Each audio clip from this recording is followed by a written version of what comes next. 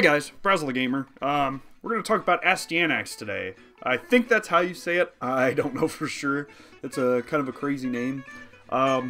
This game was made by Jalico, and until I started collecting, I didn't know Jalico made anything other than sports games. I had Bases Loaded growing up, and Hoops was another one that company made, and was familiar with some of their sports titles that even carried on into the Super NES days.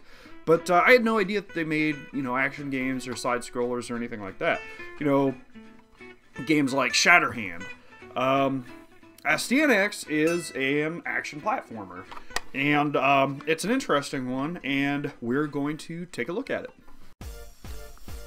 Astyanax is about a freshman in high school named Astyanax, who is transported to a mysterious world to save the Princess Rosebud.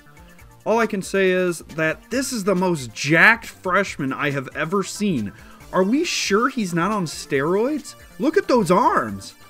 Anyway, Astyanax and his fairy companion, Cutie, make their way to the castle where Thorndog and Blackthorn, oh man, are holding Rosebud. I'm sorry, but these names are just plain awful. It's ridiculous to see these bad guys say the name Cutie. The biggest twist of the plot is the fact that Cutie sacrifices herself to save Astyanax. But don't fret, in the end, she's restored to life in Astyanax's world as a reward. Seriously? Now she's Astyanax's responsibility? He's a freshman in high school. How will he take care of her? Anyway, terrible story aside, the gameplay is actually pretty decent. Astyanax gets to knock around monsters with his axe, and he can upgrade to a spear that doesn't look like a spear, and a sword. There's a power meter that will deplete every time you swing your weapon. The higher the power meter is, the stronger your attack. It's an interesting mechanic that actually does take a bit of time to get used to. Hitting an enemy without a full power meter means a lot more hits to kill it. This can kind of get frustrating in areas with a lot of enemies on screen. If you kill one enemy and you have several others bearing down on you, you either can hit them with weak hits, or dodge everything that's coming at you until you can hit something with a full powered attack again. If you miss, you have to wait for your meter to fill up. Most of the time, this mechanic feels good and fun.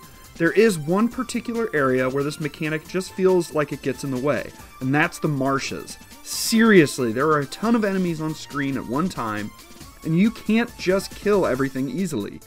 After the marsh area, the game gets more manageable again and much more enjoyable. The level design is a bit bland for the most part. They're either side-scrolling levels or vertical levels. The side-scrolling levels have a lot of pits that mean instant death. Knockback is a threat here, and enemies can easily knock you into a pit. Vertical levels are all pretty much the same, with the same enemies. They're a bit blah, but not tedious. Most levels are split into 2 or 3 areas with a mini-boss at the end of each area, and a main boss at the end of the level. The bosses can be kind of hard to fight until you figure out their patterns. The graphics are pretty darn good for the NES. The cutscenes look really, really good, honestly. And enemy and character sprites are all fairly detailed. The backgrounds in each level are detailed as well, but in some places they do look a little bland. Overall, the game looks great.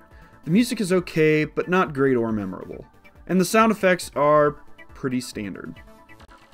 Overall, Astyanax is a good game. It's not a game that I'd recommend you go out of your way to play if you're not a retro game enthusiast. But if you are and you're a big NES fan, I'd definitely say to check it out and give it a shot. It's a pretty cheap game to pick up a physical copy. I don't think that you can play it on the Wii U via Virtual Console or anything like that. It wasn't that popular of a game, obviously. But if you get a chance to play it, go ahead and check it out.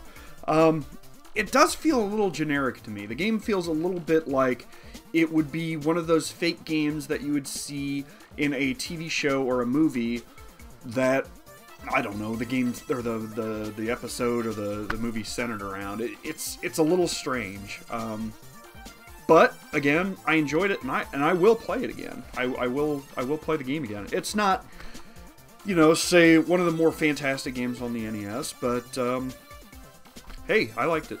So that's all I got about Astyanax, and hope you guys enjoyed the video. Later.